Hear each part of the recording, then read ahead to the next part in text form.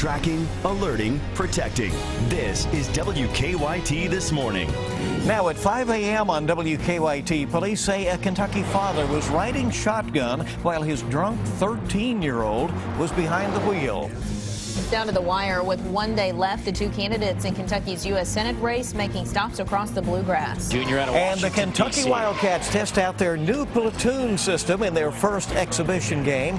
Good results on that. Those stories and more. And breaking news as it happens coming up on WKYT This Morning. Hey, good morning to you and welcome in. Hope you had a great weekend and you're ready to go. Here we are on Monday, and yes, it is November 3rd. I'm Bill Bryant. And I'm Rebecca Smith. Thanks so much for being along. Feeling pretty cool out there once again. Yeah, but not as cool as it was over the weekend when we dropped down there in the 20s for those overnight lows. So let's check in with Micah, see what's going on. Maybe a much more pleasant day today. He's in our First Alert Weather Center. And that's what it looks like outside. We start off on a chilly note, not as cold as Bill was talking about back in the 20s this past weekend, but we are in the 30s, so it is pretty chilly out and about as you're walking out the door. Highways and byways look pretty good. Current temperatures in the 30s, and it's a really chilly start. You go farther north, and that's where we're holding on to some 40s, and that's because of cloud cover, not because of warm air ushering on in. So all in all, it is a chilly start to the day. Much better, though. 60 degrees by the afternoon. We will take that any day of the week, especially after the weekend we had. But the focus of the forecast is kind of take advantage of this warm-up. It's going to be very brief, 1-2 days, and then boom, we're back toward the 40s and 50s. I'll show you that forecast with maybe a little snow in there coming up in a few minutes. We'll see you in just a little bit, and we thank you. And in the news, the allegations are disturbing. Police say that a 13-year-old was driving when he crashed a car, causing him to be ejected. His father was in the passenger seat. Police say both father and son were drunk. WKYT's Mark Barber is tracking the investigation this morning from our live desk. Good morning, Bill and Rebecca. Investigators say they are still trying to figure out how much alcohol the 13-year-old had in his system. Deputies tell us his father, who was also drunk, let him drive. Now, investigators say that the teenager crashed the car into a gate near P-Sticks Road in Owingsville yesterday morning. We're told the 13-year-old was thrown from the car and pinned underneath it. Deputies tell us he was rushed to UK Hospital, and his father, John Wells, was taken to the Montgomery County Jail. We're told investigators found beer cans in their car. Wells is charged with wanton endangerment, endangering the welfare of a minor, and alcohol intoxication. We spoke with the woman who saw the crash and called 911. There was a lot of screaming and a cussing and going on, so I called them again and told them they need the sheriff out here. Deputies say the 13-year-old has non-life-threatening injuries. His father declined our request for an interview. From the live desk, Mark Barber, WKYT.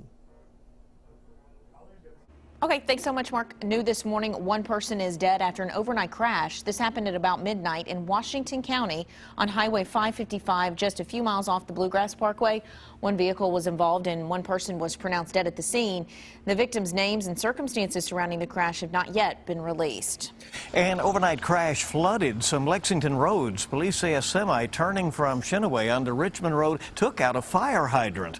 One inbound and one outbound lane of Richmond Road were closed for a time. The water has now been shut off. Richmond Road is back open this morning.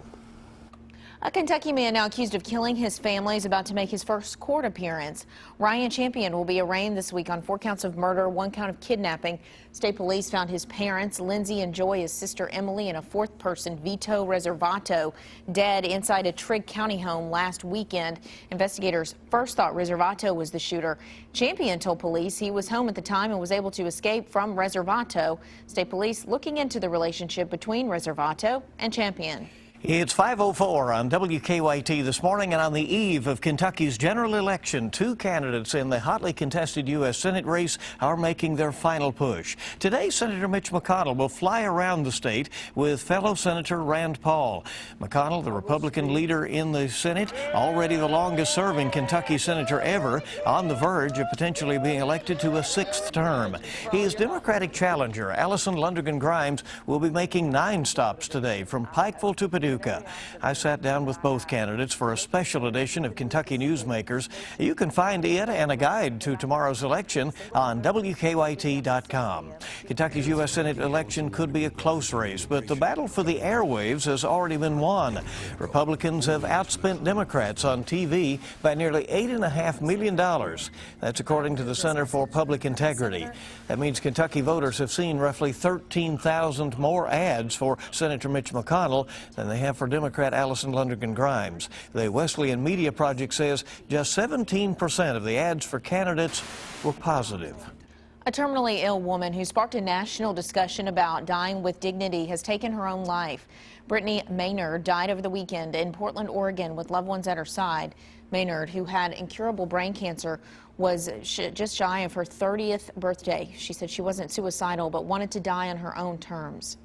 Jimmy Johnson celebrated his 4th victory last night at the Texas Motor Speedway. His teammate and chase for the Sprint Cup contender Jeff Gordon spun out off after the lead after bumping into Brad Keselowski.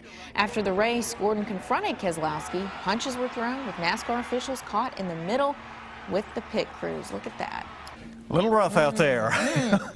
Tempers flaring. Right, there you go. The Kentucky Wildcats opened the new season with an impressive win in their first exhibition game. And the Cats hosted the University of Pikeville Bears last night in Rupp Arena. It was Coach John Calipari's first chance to implement his platoon system on both squads, though turned out to be dominant. Leading 27 at the half, the Cats blew it wide open in the second. 6 Wildcats put up double figures, and Kentucky won big, 116-68. We'll have highlights plus reaction from football coach Mark Stoops on the disappointing loss out of Missouri.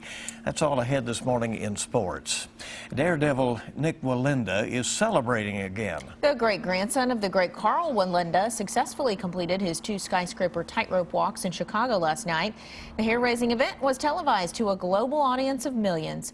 Walinda's previous feats include high-wire walks over the brink of Niagara Falls and across the Little Colorado River Gorge. All right, you just never ask why in those situations.